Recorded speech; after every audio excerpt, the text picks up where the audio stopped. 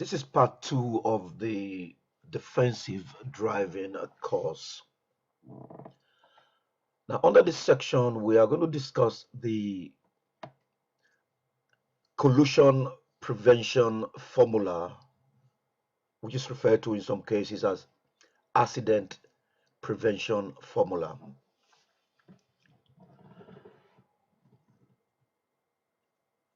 Now, the question we need to ask ourselves is, how does one avoid a collision?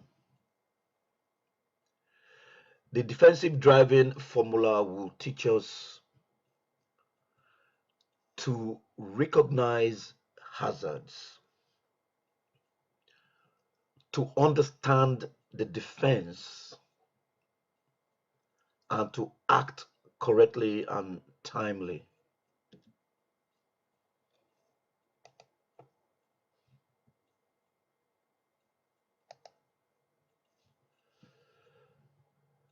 Now, to recognize the hazard, you need to scan the road in the city. So if you are driving in the city, you need to be able to scan the road one block ahead, or at least to the next intersection, which is a junction to the left or to the right. Whilst driving in the rural areas and expressways, to recognize hazards, you need to scan in the long distances and next hill or curve.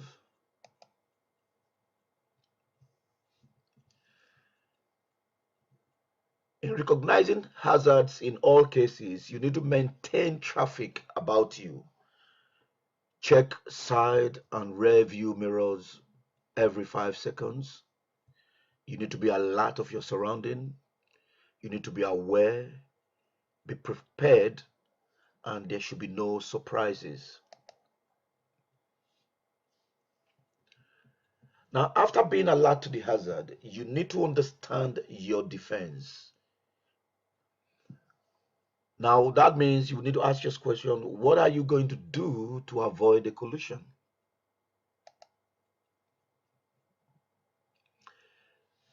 You need to act correctly and timely. So after being alerted to a hazard and mentally selected a course of action, you must act correctly and timely to avoid the collision.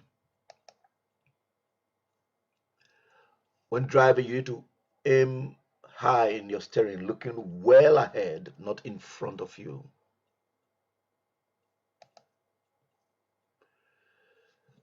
In avoiding a head-on collision, you need to select a soft place or away from traffic.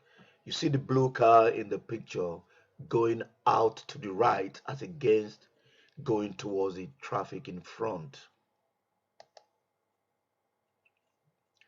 When avoiding collision, you can see the purple car getting into the grass veg on the right as against in the same course with the truck in front.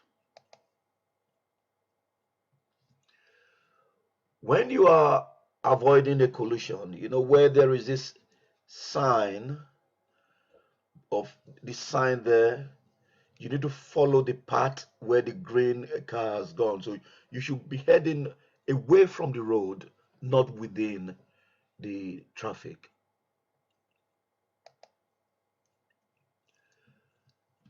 Now, psychological conditions that might affect your driving are stress, emotions, and attitude. Now, what stress does is that it reduces your concentration on the driving task. It creates a mental fatigue, slowing your reaction time. It causes erratic and irrational maneuvers. And it also causes intolerance of other drivers, which might lead to road rage.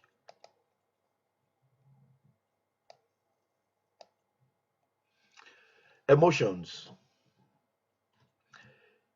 Any strong emotion, even positive ones, can affect your driving. So we need to be very careful and keep our emotions in check.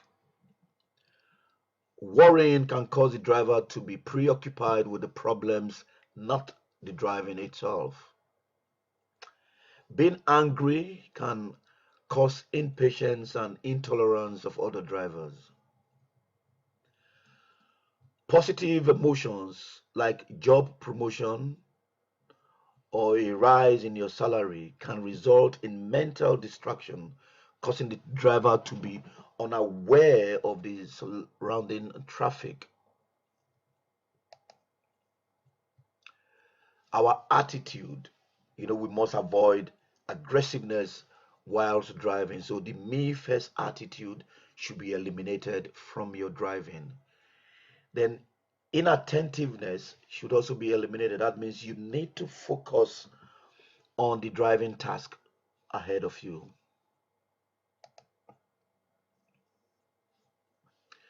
So there are things we can do to keep stress, emotion, and attitude from our driving. Now, to do that, we need to recognize our frame of mind. If highly emotional, agitated, or stressed, then we shouldn't drive. You need to talk out the situation with the individual concerned. You can let someone drive in times that you are stressed or you have emotional problems. Then you can avoid driving in congested areas so that you do not aggravate the stress, emotions, or your negative attitudes. The effect of alcohol on driving. How can drinking alcohol affect driving ability? Now, first, it would affect your judgment.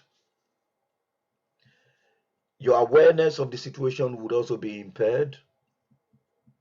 Your vision will be impaired, and your response time will be slow.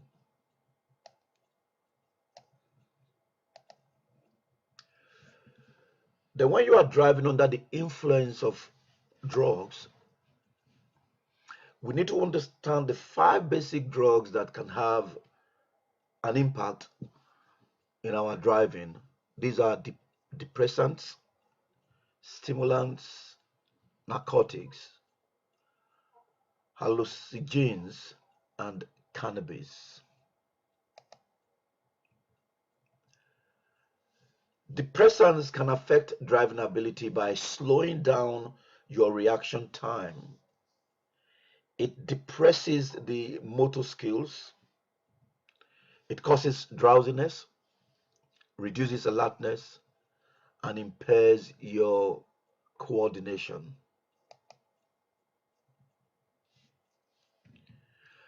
While stimulants can cause a driver to overreact, then they will feel a false sense of driving capabilities leading to high risk behaviors. Stimulants can cause a driver to be aggressive and hostile towards other drivers. Stimulants can make a driver to become impatient and impulsive in some situations.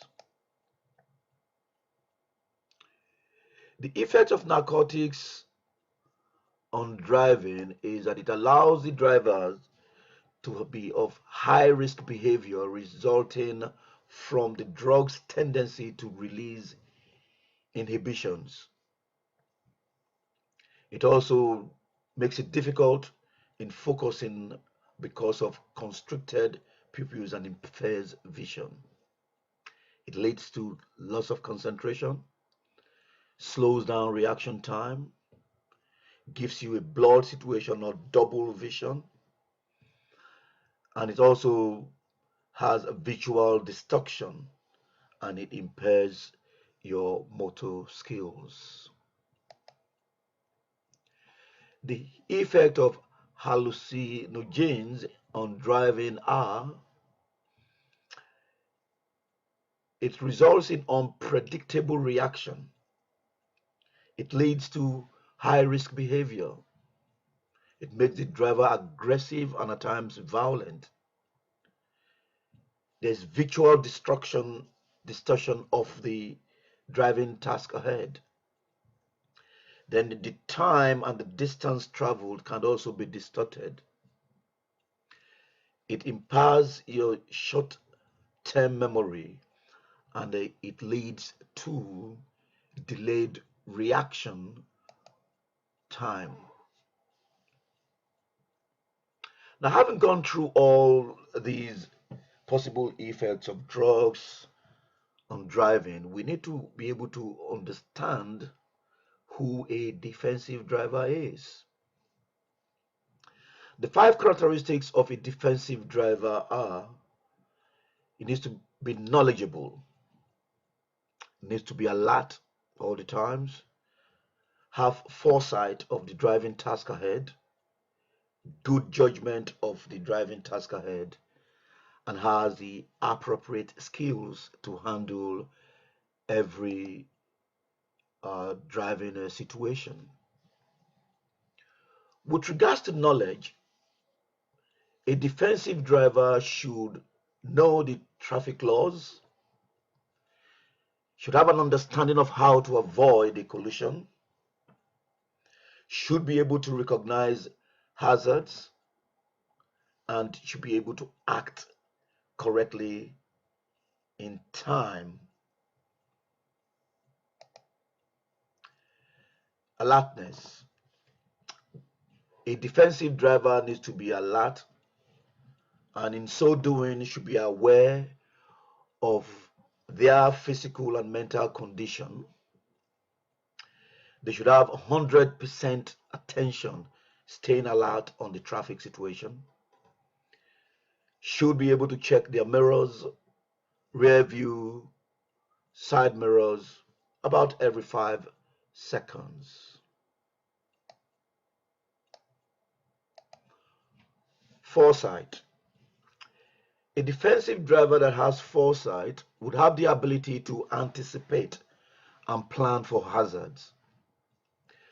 Should be able to size up traffic situations as far ahead as possible.